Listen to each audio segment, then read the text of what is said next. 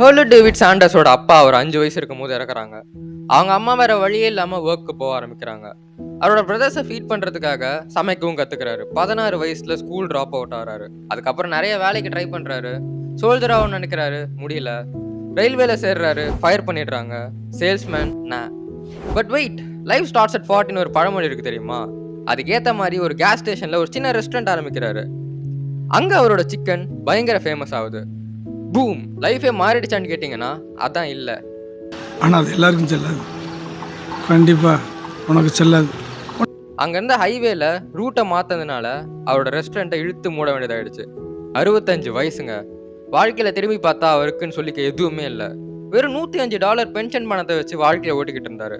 அப்போ திடீர்னு அவருக்கு என்ன தோணுச்சுன்னு தெரியல, அவரோட 11 ஹர்ப் கொண்ட ரெசிபியோட ஒரு ப்ரெஷர் குக்கர் எடுத்துட்டு வாய்ப்பை தேடி அவரோட ஜேர்னியை ஸ்டார்ட் பண்ணுறாரு 65 வயசில். இந்த ஜேர்னில அவர் எத்தனை தடவை நோ கேட்டிருப்பார்னு நினைக்கிறீங்க? 1, 2, 3, 100, 200, 1009 தடவை நோ கேட்டிருக்காரு. 1009வது தடவை அவர் குவிட் பண்ணியிருந்தா இப்போ இந்த வீடியோவில் நான் அவரை பற்றி பேசியிருக்க மாட்டேன். ஆனால் 1010வது தடவை அவர் கிளிக் ஆச்சு. அப்படி கிளிக் ஆனதுனால தான் இப்போ நான் அவரை பற்றி பேசிகிட்டு இருக்கேன். அவர் சிக்கனை நீங்கள் கூட சாப்பிட்ருக்கீங்க. KFC, Kentucky fried chicken.